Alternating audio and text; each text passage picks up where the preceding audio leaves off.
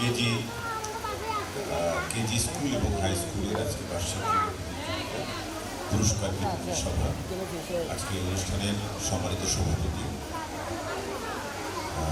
প্রধান অতিথি হিসাবে আছেন উপজেলা নির্বাহী কর্মকর্তা মহোদয়। মঞ্চে আরও বিশিষ্ট ব্যক্তিবর্গ আছেন। আমি সংক্ষিপ্ত করার জন্য সবার নাম আর পরিচিতি আমি বলছি না, আছেন যারা সবাইকে চিনেন। মূলত আজকের এই অনুষ্ঠানটা তো বাচ্চাদের জন্য, তা আমরা বাচ্চাদের মতো করে আমি দিকটি কথা বলি। আর আমাদের সবারই মনে হয় সময় স্বল্পতা আছে, আর এই জাতীয় অনুষ্ঠানে বাচ্চারা অনেকক্ষণ ধরে বসে থেকে ওরা খুব অস্থির হয়ে যায়। আমরা বড়রা সবাইকে সম্মান দেওয়ার চিন্তা করি, সবার কথা বলি, কার কী কৃতিত্ব সেইগুলো বলি, কিন্তু বাচ্চারা যারা আসলে আমাদের কথা শোনে না, ওরা খুব অস্থির হয়ে যায়, গরমে অস্থির হয়। আর বাচ্চারা তো বসে থাকতে পারে না এতক্ষণ।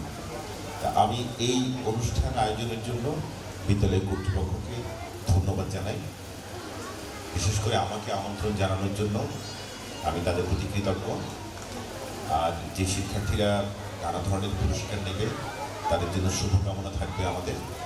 বাচ্চাদের শারীরিক এবং মানসিক নিরাপত্তা যেন এই স্কুলে বজায় থাকে, আমি শিক্ষকদের থেকে আশা করব।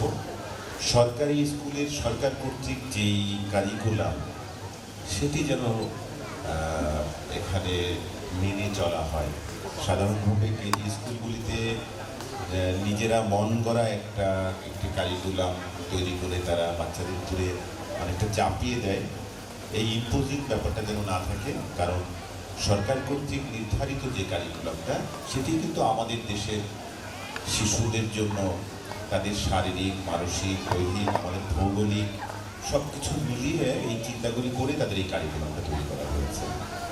তো এই দিকটা কেজি স্কুলগুলিকে একটু মাথায় রাখলে ভালো হয়, যেন কারিকুলাম নিজেরা মন করা না করে, যেন ওই ইন্ডিয়ান ইংরেজি বই পড়তে গিয়ে ওই রাজধানীর নাম যেন দিল্লি না বলে দেয়, নিউ দিল্লি যেন না বলে। এই বিষয়টা একটু মাথায় রাখার জন্য আজকে সুযোগ পেয়ে আমি বললাম বিষয়টা। আর সার্বিকভাবে এই অনুষ্ঠানের আমি সাফল্য কামনা করে সংশ্লিষ্ট সকলকে ধন্যবাদ জানিয়ে আমার বক্তব্য শেষ করছি।